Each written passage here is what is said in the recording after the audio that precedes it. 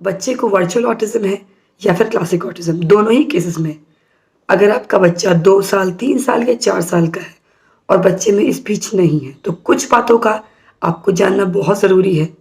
Number 1 कि आपको बच्चे को स्पीच के लिए जितना आप बाहर ध्यान दे रहे हो, जितना स्पीच थेरेपी बाहर हो रही है, उससे ज़्यादा ध्यान आपको घर पर देना है स्पीच के लिए।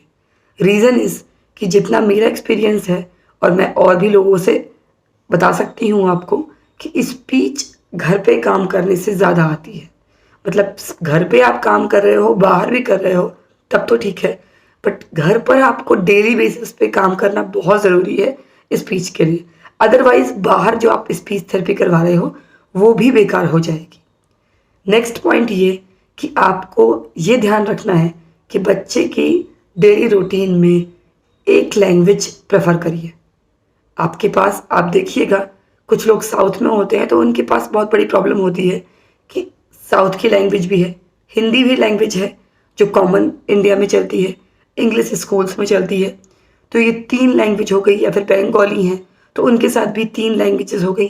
तो इस तरीके की जो फॉर्मेट हो जाता है जहाँ पर बच्चे के साथ दिन में ही 3-4 लैंग्वेजेस बोली जा रही हैं, उससे नहीं बोली जा रही हैं, तो वो देख तो रहा है कि मेरे मम्मी-पापा अपने रिलेटिव से किसी और लैंग्वेज में बात कर रहे हैं, अपने नेबर से किसी और लैंग्वेज में बात कर रहे हैं और स्कूल्स में या फिर थेरेपी सेंटर में वो जहाँ जा रहा है, वहाँ पर वो इंग्लिश में बात की जा रही है। तो ये जो एक सीन होता है, ये बच्चे के माइंड में बहुत बड़ा कन्फ्यूज़न क्रिएट करता है कि इतनी सारी लैंग्वेजेस की प्रोसेसिंग वो नहीं कर सकता। तो इसके लिए आपको ध्यान देना है कि उसके आसपास के माहौल में एक ही लैंग्वेज यूज़ हो और आप एक ही लैंग्वेज को डोमिनेट करो, तभी वो लैंग्वेज की प्रोसेसिंग अच्छे से सीख पाएगा।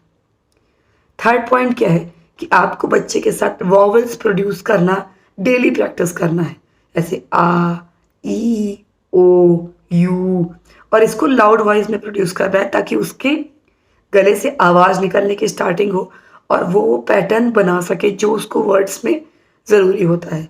तो ये जो भी वॉवल्स होते हैं, हिंदी के वॉवल्स हैं तो हिंदी के, इंग्लिश के हैं तो इंग्लिश के। आपको वॉवल के sound uh, E, O, you, ओ, ए इनको ज़रूर डेली बेसिस पे प्रैक्टिस कराना है।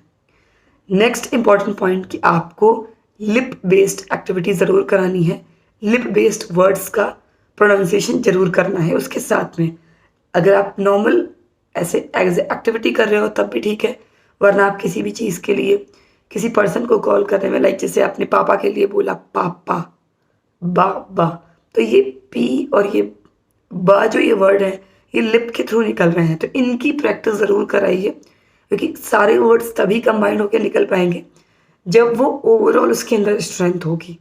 तो लिप्स की प्रैक्टिस भी बहुत ज़रूरी है, वॉवल साउंड्स की प्रैक्टिस भी बहुत ज़रूरी है और कुछ वर्ड्स जो होते हैं जो ब्रीथ से निकलते हैं, लाइक खा, हा, तो आपको इनकी प्रैक्टिस भी डेली करानी है। ये 3 आपको पैटर्न पर डे फॉलो करने हैं जिनकी आप वर्ड्स में प्रैक्टिस करा सकते हो या फिर लेटर में भी प्रैक्टिस करा सकते हो। वर्ड्स में कि पापा, बाबा, खाना, हँसना, हा, इस तरीके से भी आप प्रैक्टिस करा सकते हो।